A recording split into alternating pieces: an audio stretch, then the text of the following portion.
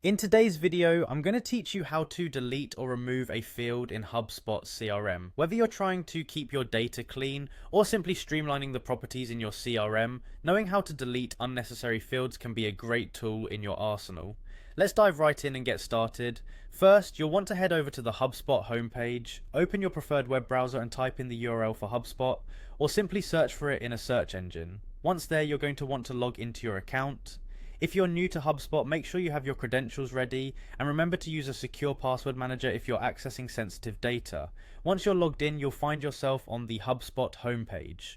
From here, direct your attention to the top right corner of the screen and click on the settings icon. This will take you to a new screen where you'll have access to various configuration options. Under the settings menu, look for an option labeled properties. This is your next stop.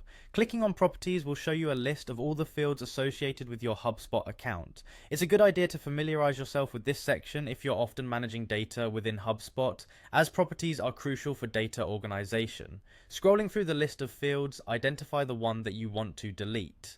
Now, it's important to note that some fields are core to how HubSpot operates and might not be available for deletion. Make sure the field you are planning to remove won't disrupt any essential processes or data tracking. Once you've identified the field you wish to remove, head over to the archived section. This step is crucial, as deleting a field in HubSpot is a permanent action and moves it first to an archive for added protection against accidental deletions. Now, after confirming that the field is no longer needed, locate the delete button within the archived section.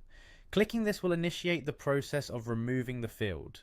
You might be prompted to confirm the action. This is a safeguard to make sure you're intentionally choosing to delete this field. Take a moment to double check before proceeding. Once you're certain, go ahead and click delete again.